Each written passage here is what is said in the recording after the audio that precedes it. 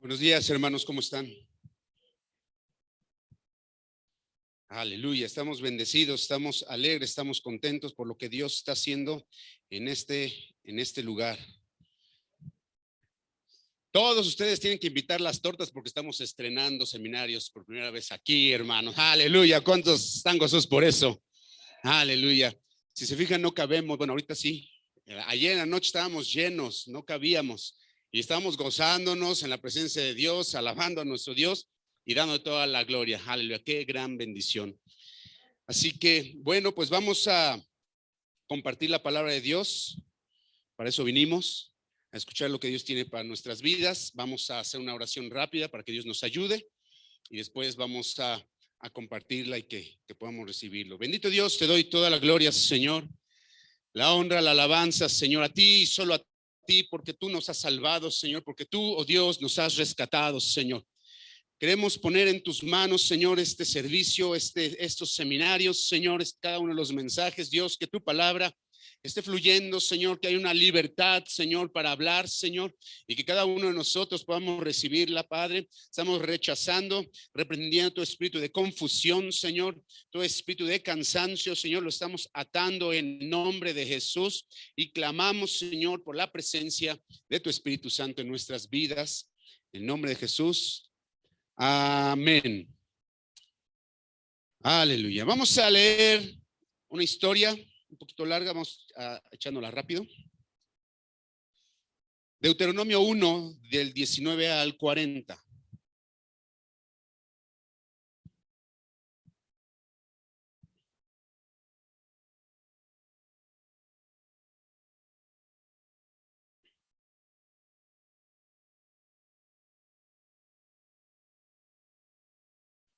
Deuteronomio 1, del 19 al 40. Dice, ¿ya está ahí? Antes de comenzar el mensaje, me gustaría recordarles algo importante. La predicación es un diálogo, hermanos, es un diálogo, ¿ok? No es un monólogo, no es una persona parada aquí enfrente hablando y los demás solo escuchando, sino es un diálogo con Dios. Es Dios usando a una persona que está aquí hablando su palabra y cuando la escuchamos nosotros podemos decir, sí, Señor, a lo que tú me estás diciendo, sí, Padre, a lo que tú quieres que yo reciba. Entonces, cuando decimos amén, aleluya, gloria a Dios, más allá de ser un protocolo o una jerga cristiana, uno dice amén con conciencia de lo que está escuchando. ¿Sí? Así que yo los invito a que si Dios les habla en cualquier área de sus vidas, lo que sea, ustedes con confianza y con libertad digan amén. Quiere decir que estamos dialogando con Dios. ¿Ok? ¿Vale? Listo. Deuteronomio 1, 19 al 40 dice, y salidos de Horeb anduvimos todo aquel grande y terrible desierto que habéis visto por el camino del monte del Amorreo, como Jehová nuestro Dios nos lo mandó. Y llegamos hasta Cades Barnea. Entonces os dije, habéis llegado al monte del Amorreo, el cual Jehová nuestro Dios nos da. Mira, Jehová tu Dios te ha entregado la tierra, sube y toma posesión de ella, como Jehová el Dios de tus padres te ha dicho. No temas ni desmayes. Y vinisteis a mí todos vosotros y dijisteis, enviemos varones delante de nosotros que nos reconozcan la tierra y a su regreso nos traigan razón del camino por donde hemos de subir y de las ciudades a donde hemos de llegar.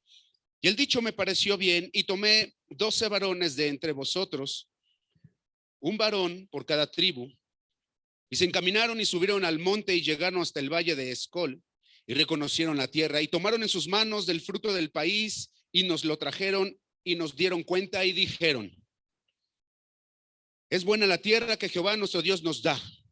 Sin embargo, no quisisteis subir, antes fuisteis rebeldes al mandato de Jehová vuestro Dios y murmurasteis en vuestras tiendas diciendo, porque Jehová nos aborrece, nos ha sacado de tierra de Egipto para entregarnos en manos del amorreo para destruirnos.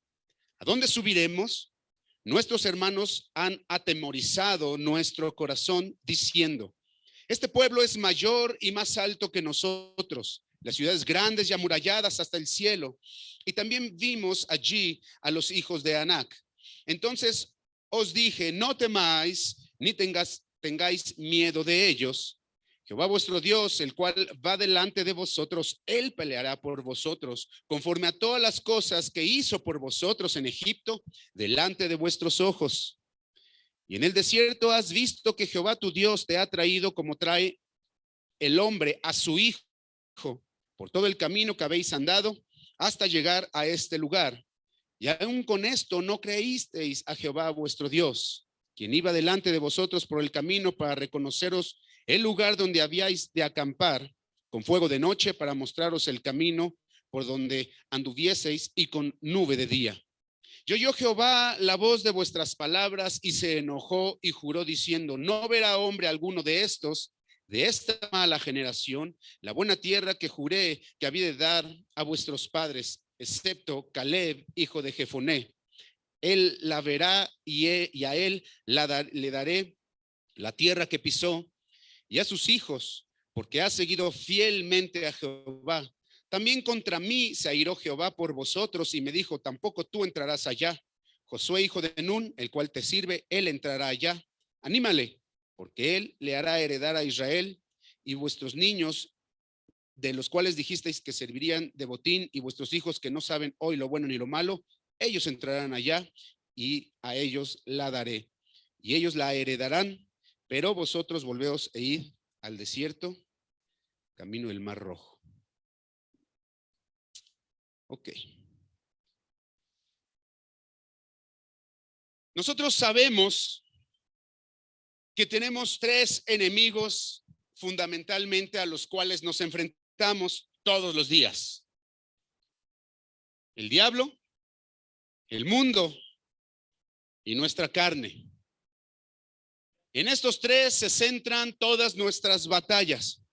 Y estos tres enemigos son una especie como de equipo de destrucción. No trabajan por separado. Ellos hacen equipo para atacar nuestras mentes. El diablo ataca la mente para atacar nuestra identidad. Eso es lo que el mundo hace. Y la carne, ¿qué es lo que ataca? Nuestra santidad y nuestra pureza. ¿Sí o no es cierto? ¿Sí o no es cierto? Eso, despierten. ¿Ok? Así que muchas veces estos tres enemigos ganan las batallas y en algunas ocasiones hasta la guerra. ¿Por qué? Porque una de las grandes estrategias que estas tres cosas utilizan para ganar terreno en nuestras vidas es el desánimo y el temor. Y cuando nosotros llegamos a ser presa del temor, entonces es cuando empezamos a creer las mentiras que el diablo nos dice, cuando empezamos a creer las mentiras que el mundo nos dice, y cuando empezamos a creer que no somos tan fuertes como para mantener nuestra santidad y caemos en la tentación. Entonces estamos hablando que nosotros tenemos que enfrentar a estos enemigos sin temor, pero yo quiero abrir un pequeño paréntesis aquí y hablar un poco acerca de lo que es el temor, las definiciones de lo que pudiera ser el temor, ¿ok? Así que los estudiosos de la psicología y la psiquiatría y todas estas cosas que tienen que ver con el estudio del comportamiento humano han identificado seis emociones básicas que forman parte de la naturaleza humana: la sorpresa, el asco, la alegría, la tristeza, y no hablo de, ¿cómo se llama esa película? Intensamente, no estoy hablando de eso, estoy hablando de lo que los seres humanos tenemos: sorpresa, asco, alegría, tristeza, ira y temor, ¿ok? En este momento nos vamos a enfocar a la parte del temor, pero todos estos son emociones y las emociones se conforman de tres cosas y en el siguiente orden, ¿ok? Las emociones se conforman primeramente con un acontecimiento, algo que sucede, un pensamiento, una situación que ocurre a nuestro alrededor y que nos afecta de manera subjetiva. ¿Por qué de manera subjetiva? Porque depende de la persona que está recibiendo ese acontecimiento. Una vez que este acontecimiento ocurre, la segunda cosa es que pasa una reacción fisiológica en nuestro cuerpo. Algo le pasa a nuestro cuerpo. Sentimos una opresión en el pecho, por ejemplo, o sentimos las mariposas en el estómago, o nuestras pupilas se dilatan, o empezamos a parpadear mucho, nos sudan las manos, ¿sí? Hay una reacción en nuestro cuerpo a causa de la emoción, dependiendo de cuál sea, sucede algo en nosotros. Y la tercera cosa es que esa emoción que nosotros sentimos nos impulsa a un comportamiento externo. Puede ser, por ejemplo, la alegría. Cuando uno está alegre, pasa algo que nos da alegría y entonces puede ser que eso nos lleve a nosotros a querer abrazar a alguien, ¿no? A reírnos, a saltar, a brincar. O cuando estamos enojados, viene la ira y estamos motivados a insultar a la persona, ¿sí o no? Yo soy el único que insulta aquí, ¿sí o no es cierto? No, todos. ¿Cuántos han insultado en su vida? Sí, siempre. Sí, todos. ¿No? O el temor nos puede paralizar o nos puede hacer que corramos ante la situación. La tristeza hace que nos refundamos en la cama y no queramos salir de ahí, por ejemplo, estemos en un rincón. ¿Han visto a un niño cuando está triste? Porque no vio su película favorita, porque no le diste el dulce que quería. Físicamente hay una reacción y va y encoge los hombros. Bueno, mi hijo hace así, ¿no? Coge los hombros, baja y se pone ahí, y ahí está, y tristeando le decimos. Entonces las emociones están en el ser humano, ¿ok? Y en el caso del temor, el temor es una emoción principalmente, humanamente hablando, es una emoción de un sentido negativo y de un sentido desagradable, ¿ok?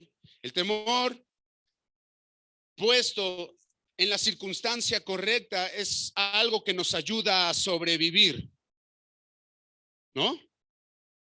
¿Alguien ha pasado por una calle y de repente le sale un perrote? ¿Te da alegría o qué te da? No, te da temor. Y pueden ocurrir algunas cosas, paralizarte, decir, si me quedo quieto no me va a ver, o si me echo a correr, chance y le gane y no me alcance, lo que sea, ¿ok? El temor es algo que nos puede ayudar a sobrevivir y viene cuando nosotros sentimos un peligro inminente a nuestro alrededor. Y el temor, hermano, detona entonces la reacción automática de huir o de quedarse quieto o de enfrentarse al problema. Así que esta emoción podemos experimentarla cuando puede ser un acontecimiento físico, pero también hay cosas que suceden que no es que esté en peligro nuestra vida, sino que puede estar en peligro o amenazada nuestra vida emocional, ¿no? Por ejemplo, nuestra vida cotidiana o nuestro estadio de vida, por ejemplo, ocurre algo que pone en peligro que me quede sin casa, que me quede sin familia, que no, y eso genera temor. Pero pasa algo muy interesante y es que el temor viene a la vida de las personas, ya sea por algo que realmente está sucediendo, aquí está lo interesante, o por algo que solo nos estamos imaginando, que pudiera suceder, ¿sí? Voy a tomar agua.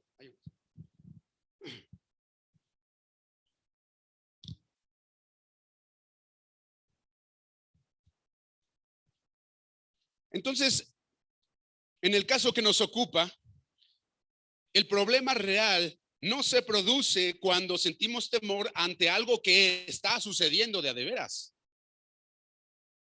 sino cuando el peligro no es algo inmediato, sino algo que pudiéramos estar imaginando que pudiera pasar, de acontecimientos que no han sucedido y que solo nos llevan a estar listos para el momento en que suceda. Pero ¿cuántos de aquí ven el futuro? Pero es parte, hermano, del ser humano esa condición. La ansiedad es un temor agravado. Es un temor subido de nivel. ¿Por qué? ¿Por qué la gente tenemos ansiedad? Porque estamos imaginando en nuestra cabeza lo que va a suceder, que todavía no sucede, y ya estamos viendo cómo nos va a afectar, y eso nos genera mucho, pero mucho temor. Así que este tipo de temor, un temor que pudiera ser imaginario o que pudiera todavía ni siquiera acontecer, es la causa de muchas de las indecisiones y es la causa de mucha de la parálisis en la que mucha gente vive hoy en día, incluidos los cristianos. Se vive una vida espiritual de indecisión y paralizada a causa del temor, a causa de cosas que todavía no han sucedido, a causa de cosas que si quieren decidir, pero ¿y si sucede esto? ¿Y si sucede lo otro? ¿Y si sucede aquello? ¿Sabes qué? Mejor no lo hago y me paralizo. ¿Me van siguiendo? Y la cosa es que nosotros vivimos en un mundo que usando los medios de comunicación, las redes sociales, acrecentan el temor. Nos ponen escenarios trágicos. Cuando empezó esta mugrosa pandemia, estábamos pegados en la tele, hermano, contando los muertos. Y hoy ya murieron otros 15. Y mañana otros 30. Y ya llevamos un mes de pandemia. ¿Y cuántos van? Ya van 1,500 muertos. Y entonces te empiezas a atemorizar de lo que está pasando, porque te puede pasar a ti cuando dicen amén. ¿Sí o no es cierto? Así que hay una expectativa catastrófica de nuestras vidas y entonces eso viene sobre nosotros y nos hace sentir inseguros. Y quiero decirte una cosa, el temor, todas las emociones, pero el temor es de las que más impactan a lo largo de nuestra vida. ¿Por qué? Porque en formas correctas el temor nos ayuda a sobrevivir, pero en otras ocasiones el temor nos lleva solamente a sobrevivir la vida. ¿Me estoy explicando con ese término? Una es sobrevivir, quiere decir salvar la vida, pero otra es sobrevivir a la vida en sí. Las personas por temor no agarran nuevos retos de otro trabajo. Las personas por temor no agarran el reto de nuevas relaciones o romper con las que tienen. Y siguen ahí, no son felices, pero tienen temor de dejar esa relación. ¿A cambio de qué? De una seguridad que es ficticia, hermanos. Y eso pasa espiritualmente también. Estamos leyendo la historia. Esa historia en Deuteronomio es el resumen de lo que ocurrió en el libro de los Números. Si tú quieres leer la historia detallada, capítulo 13 y 14 del libro de los Números, ahí está. El libro de Deuteronomio es la segunda ley y es un libro que fue escrito para la generación que iba a entrar a la tierra prometida. Ya habían pasado los 40 años del desierto, ya se habían muerto las primeras generaciones que se habían rebelado contra el Señor y ahora venían los nuevos, que eran los que sí iban a entrar. Entonces Moisés les empieza a recordar todos los pactos de Dios. Y entonces ese capítulo comienza diciéndoles, miren, en el verso 9, ¿no? Dice, estábamos en Horeb y comienza a contar la historia de cómo ellos, estando allí, dijeron, ya estamos cerca, vamos a enviar espías Vamos a enviar gente para que vaya y pueda revisar la tierra, cómo está. Si hay muchas personas, hay pocas personas, si hay muchas ciudades, qué es lo que se vende ahí, qué es lo que fabrican ahí, qué es lo que siembran ahí. Vamos a echarle un ojo de cómo está la cosa. Entonces dice la escritura que ellos estuvieron 40 días allá. Y cuando regresan con un racimo de uvas tan grande que lo tenían que cargar entre 2 personas, ¿se acuerdan? Y entonces resulta que llegan y esos 12, 10 de ellos empiezan a dar el reporte y dicen, aparentemente todo iba bien, cuando dicen, oh, sí, sí, la tierra que Dios nos quiere dar, sí es una tierra de abundancia. Pero, ya iban los peros, ¿no? Pero hay gente grande ahí, pero están las ciudades amuralladas, pero hay mucha dificultad, pero no hay forma de derrotar a esas personas. ¿Se acuerdan?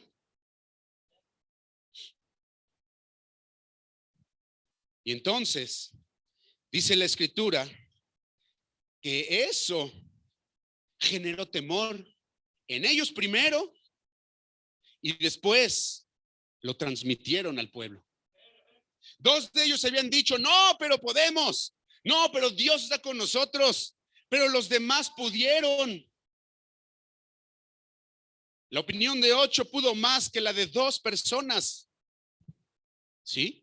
Eso es una estrategia demoníaca, hermano. Te voy a decir por qué. Hoy en día, el ser humano, cuando se identifica a sí mismo como minoría, se autocensura. ¿Qué quiere decir esto? Que si yo pongo aquí a 2 personas, a una persona aquí, y pongo a 15 personas acá, y a estas 15 personas de acá, y me pongo de acuerdo con ellas, y les digo que el color de mi camisa es café, y cuando yo les pregunte de qué color es mi camisa y tú vas a decir café, tú vas a contestar café, y así cada uno de ellos, pero esta persona no sabe, eso es un experimento que se hizo. Y entonces, tú les preguntas a la primera persona, ¿de qué color es mi camisa? Y ella dice, café. ¿Y tú? No, pues café. Y la otra persona está viendo lo que ellos están diciendo. Y tú, café. Entonces pasan las 15 y la persona 13 y 14 dicen, mira, tienes que estar tonto para no saber qué es café. Y la última persona termina diciendo, yo creo que es café. O sea, cualquier persona que diga que no es café está mal de su cerebro. ¿Qué va a decir la persona que está acá? Que es café. Así funciona el cerebro humano, hermanos, no estoy mintiendo, es un experimento que se hizo. Y eso es lo que está pasando en el mundo actual. 3 piojos están diciendo que los hombres pueden ser mujeres y las mujeres hombres. Solo 3 personas. Según la estadística, del 3 al 5% de la población mundial son abortistas, feministas, LGBTs y todo el abecedario que quieran. Y todos ellos están diciendo lo que yo les estoy diciendo. Pero como ellos pareciera que son mayoría, nosotros que somos la mayoría nos vemos como minoría y entonces nos callamos, nos autocensuramos y entonces viene el temor a decir algo. Porque como soy yo y hay millones contra mí, me van a aplastar. Y eso fue lo que estaba pasando aquí. 10 dijeron, no se puede. 10 dijeron, no es posible. Y 2 dijeron, sí es posible, pero aquellos eran mayoría. Dijeron, oye, pues aquellos mayoría, ni modo que apoyemos a los otros 2. Y dijeron, sí, cierto. Y fueron contagiados de ese temor. Y les costó la vida, hermanos. ¿Se dan cuenta? En esta historia nosotros podemos ver 4 cosas que sucede, que el temor produce en nuestras vidas. La primera cosa es que el temor es contagioso. Es contagioso. En el verso 28, ¿qué dice ahí? Dice, ¿a dónde subiremos? Nuestros hermanos nos han atemorizado, dice. Nos han atemorizado. O sea, ellos no tenían temor. ¿Quiénes los atemorizaron? Aquellos que vinieron atemorizados primero y contagiaron ese temor. ¿Sí me estoy explicando? La segunda cosa es que el temor nos lleva a nosotros a rebelarnos en contra de lo que Dios ha dicho. Dice en el verso 26, dice, sin embargo, dice en el 25 primero, y tomaron en sus manos del fruto del país y nos lo trajeron, nos dieron cuenta y dijeron, es buena la tierra que Jehová nuestro Dios nos da. Sin embargo, no quisisteis subir, antes fuisteis rebeldes al mandato de Jehová. Cuando tenemos temor, decimos, Dios ha dicho esto, pero yo tengo temor, entonces yo voy a hacer otra cosa. Yo voy a hacer lo que me haga sentir seguro. ¿Me estoy explicando? Y estos hombres se rebelaron, dice la Escritura, fueron incrédulos a causa de esos estímulos externos que generaron un temor en sus vidas. La tercera cosa es que el temor, hermano, nos lleva a la murmuración. Aleluya. Verso 27, ¿qué dice? Y murmurasteis en vuestras tiendas. ¿Qué quiere decir eso? ¿En dónde murmuraron? Claro, en sus casas, pero ¿qué quiere decir eso? Con su familia, en lo íntimo. Aquí en cortito se pusieron a murmurar en lugar de enfrentar y decir esto. No, lo hicieron en cortito y se justificaron a sí mismos. ¿Qué dice ahí? Dice, porque Jehová nos aborrece. Esa es nuestra justificación para murmurar. Como Dios nos aborrece, entonces nosotros tenemos derecho a tener temor porque Él quiere que nos muramos allá. Decía el pastor David ayer, sí, pues tú serviste por allá y todo, pero ya no quieres comprometerte por lo que implica, pero murmuras, señalas.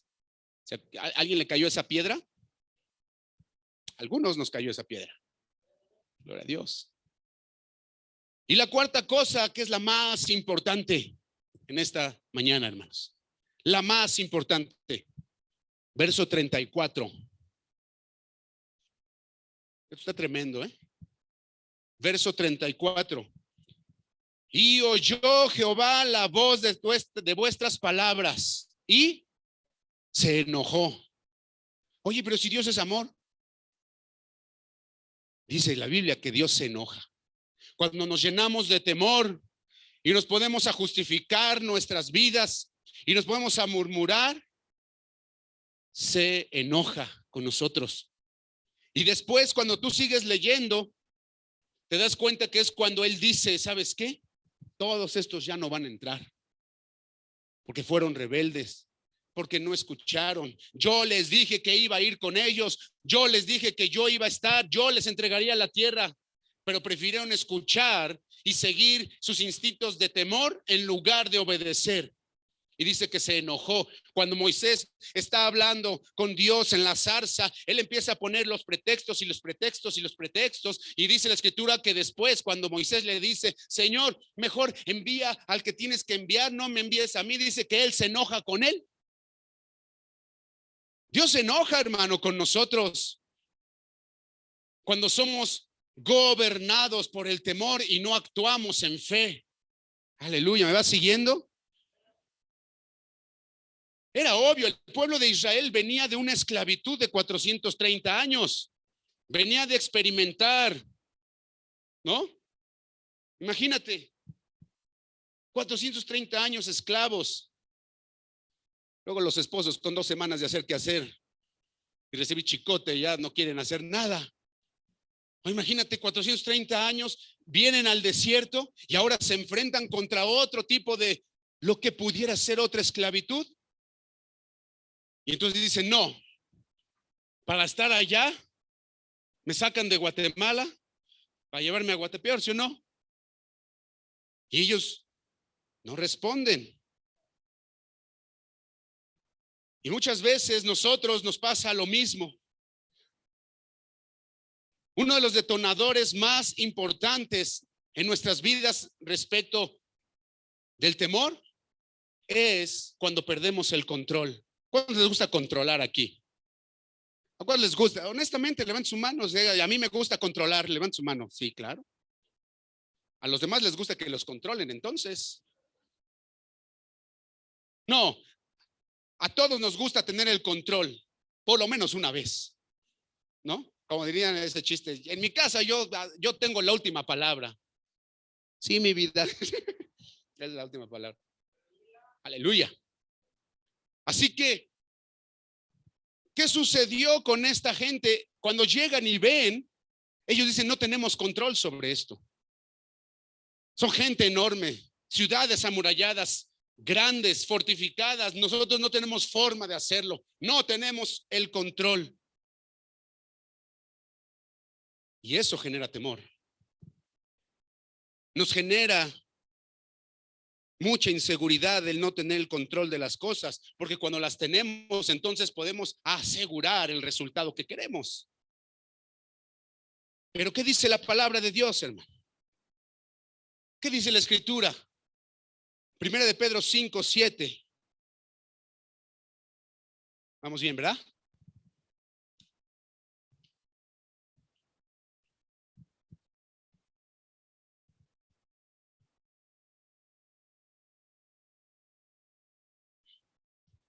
Primera de Pedro 5:7 dice, humillaos pues bajo la poderosa mano de Dios, para que Él os exalte cuando fuere tiempo, echando toda vuestra ansiedad sobre Él, porque Él tiene cuidado de vosotros. Humillaos quiere decir, deja de querer tener el control tú. ¿Por qué uno quiere tener el control, hermano? ¿Por qué? Fuerte. No es por temor. Porque yo me creo capaz de controlarlo. Él es oquete. Él no, démelo a mí. A ver, quítate, yo lo hago. ¿Sí o no es cierto? ¿Eso cómo se llama? Se llama orgullo o soberbia. Tener un concepto más alto. Entonces como yo soy yo, entonces yo soy el que tiene que controlar. Pero aquí dice que nos humillemos. Es decir, quitar ese concepto, quitar de nosotros ese querer tener control. Decir, Señor, yo no tengo control de nada y yo vengo delante de ti y me pongo debajo de tu mano poderosa y echo mi angustia sobre ti para que tú, oh Dios, nos exaltes cuando fuera el tiempo. Que seas tú glorificado, Señor. Yo no entiendo. Yo les voy a decir una cosa. No quiero ser insensato con esto, pero esta es mi convicción. ¿La gente está muriendo? Sí, se está muriendo. ¿Sí o no es cierto? Eso no es un invento. Pero, hermanos, si nuestras vidas le pertenecen al Señor, Él tiene el control. Él tiene el control. Yo me gozo de verlos a todos ustedes aquí, pero pudiéramos ser más. Pero los que tienen temor, los que no entienden que Dios está en el control, no están aquí porque tienen temor a morirse. Cuando nosotros nos enfermamos hace exactamente un año, en junio, el 18 de junio, nos enfermamos, nos contagiamos. 3 días después empezaron los síntomas. Hermanos, jamás hubo temor en nuestras vidas. Nos sentíamos de la garra, sí. Bueno, yo sí me sentí muy de la garra. A otros por allá nada más fueron 3 mocos y ya. Yo sí me sentí muy mal 3 días. Pero había paz en mi corazón. Mi esposa es testigo. O sea, sí me dice que soy bien chillón, tal vez sí. O sea, soy chillón con los síntomas. Con los síntomas. Me duele y sí me dolía. Pero yo no estaba, ¿y si me muero? ¿Y mejor llévame al hospital? No, ahí estábamos orando y los hermanos del grupo de casa y la iglesia me hablaban, me mandaban mensajes, estamos orando por ti, hermano. Aleluya. No había temor. ¿Por qué? Porque dice la Escritura, si yo vivo para Cristo, vivo. Y si yo muero, para Cristo muero. Ya sea que vivamos o que muramos, del Señor somos. Aleluya, pero eso es una convicción y es la fe que tenemos que poner en Él. Ahora, que de repente uno tiene ciertas, ¿por qué? Porque uno es humano, ¿no? Y de repente uno tiene temor y uno empieza a dudar, pero Dios nos guarda, ¿no? Y ves al cielo y mueves los ojos buscando la respuesta. Pero luego te acuerdas de las promesas de Dios y dices, no, yo estoy en las manos de Dios. Aleluya. Dice la escritura, Proverbios 3, 5, 7.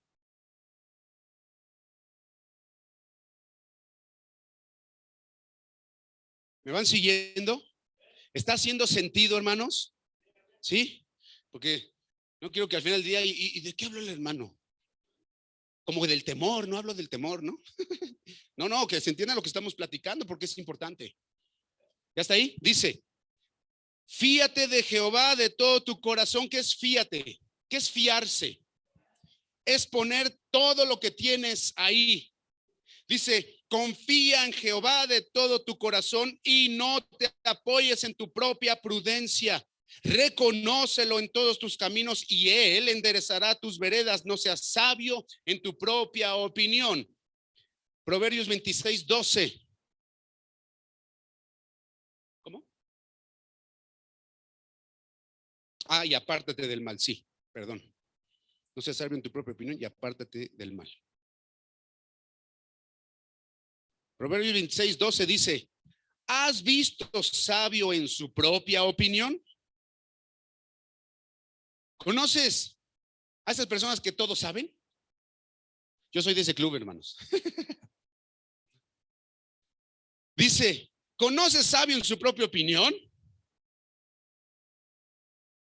Dice, más esperanza hay del necio que de él. Aleluya.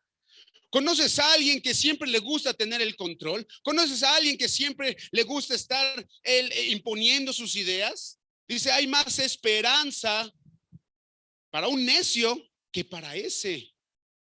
Hermanos, en este día nosotros tenemos que entender, vivimos en un mundo que quiere que le entreguemos nuestras vidas, quiere que le entreguemos a nuestros hijos.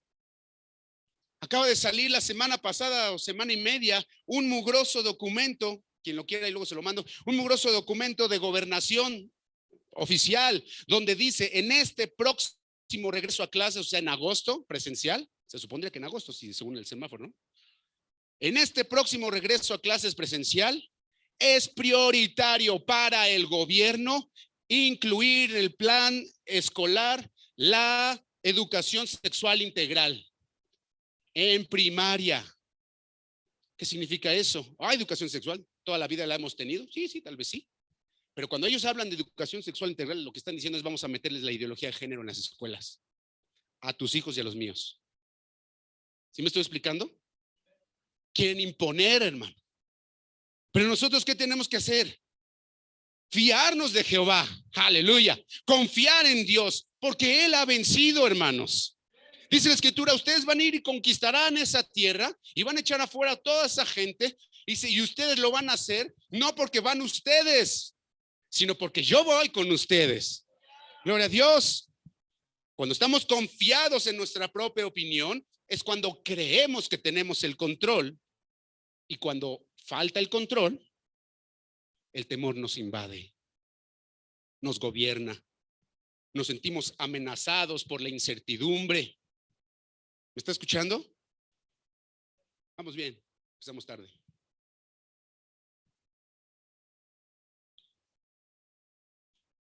Nos sentimos amenazados por el qué pasará. Hermanos, nos sentimos amenazados por el qué dirán. Dios santo. ¿Qué van a decir?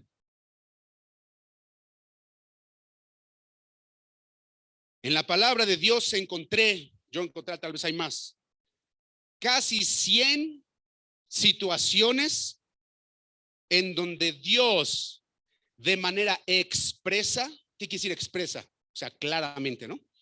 100 situaciones aproximadamente en donde Dios de manera clara nos insta a ti y a mí a no temer. Y en todas da la razón. Dios en esta mañana nos dice, no temas, porque Él está con nosotros. No temas porque Él es nuestro Salvador. No temas porque Él es nuestra luz. No temas porque Él es nuestra fortaleza. No temas porque Él es nuestro escudo. Él es nuestro refugio. Él es nuestro amparo. Él es nuestro proveedor. Aleluya. Él es nuestro sanador. Él es nuestro libertador. Es nuestro consolador. Es nuestro intercesor. Es quien nos esfuerza. Es quien nos capacita. Es el quien nos sustenta. El que nos ayuda. El que nos defiende. El que nos levanta. El que nos redime. El que rescata del hoyo nuestras vidas y nos llena de favores, el que pelea por nosotros, el que habla por nosotros, el que podemos llevar nuestro yugo, el que perfecciona su poder en nuestra debilidad, el que nos hace caminar sobre las aguas y no hundirnos. Aleluya. Ese es nuestro Dios. ¿Por qué tenemos que temer entonces? No tenemos el control de nada, hermanos, de nada. Pero Dios tiene el control de todo. Amén. Él lo tiene.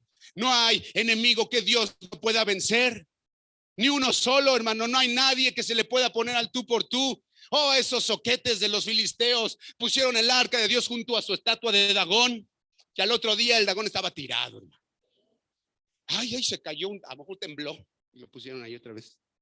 Y al otro día apareció sin cabeza, sin manos, descuartizado. Dios puede destruir cualquier enemigo que se nos ponga enfrente, pero de ti y de mí depende en dónde estamos poniendo nuestra fe, hermano.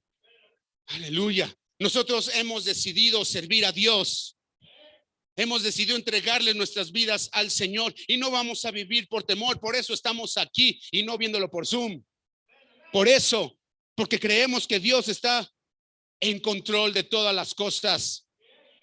Dice el Señor Jesucristo: estas cosas os he hablado para que en mí tengáis paz. En el mundo tendréis aflicción. Ahorita vivimos un mundo de aflicción, pero Él dice: yo he vencido al mundo, confiad, yo he vencido al mundo. Así que cuando entendemos que Dios tiene el control de todo, podemos humillarnos. Podemos dejar de estar confiando en nuestra propia opinión humana y confiar en la opinión de Dios, en su poder y en su autoridad. Cuando nosotros entendemos que Dios tiene el control, es cuando podemos recibir ese amor que nos sustenta y por medio del cual el temor puede ser expulsado, porque el perfecto amor echa fuera el temor. Gloria a Dios. Y entonces ahora, si leemos el Salmo 23, obtiene mucho sentido, hermanos. Jehová es mi pastor, nada me faltará. Él está en control. En los lugares dedicados pastos me hará descansar, junto a aguas de reposo me pastoreará. Confortará mi alma, me guiará por sendas de justicia por amor de su nombre. Aunque ande en valle de sombra de muerte, no temeré mal alguno, porque tú estarás conmigo.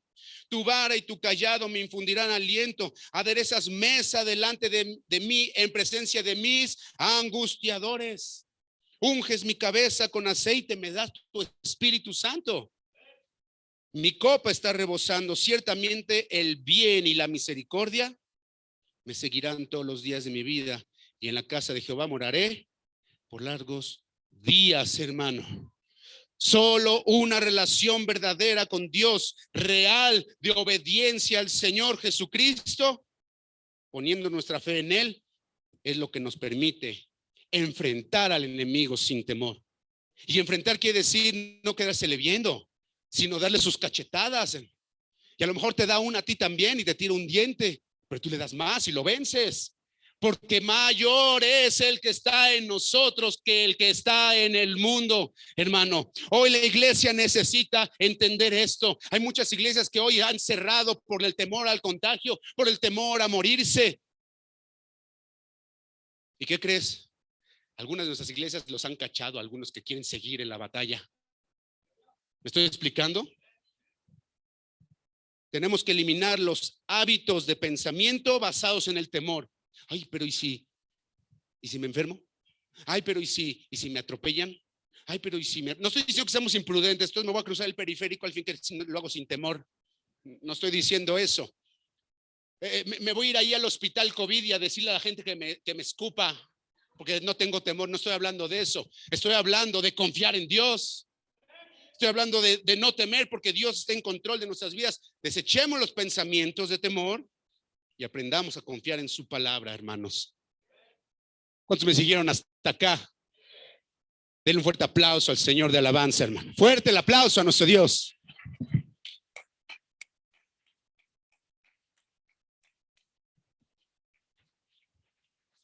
Gracias. Amén.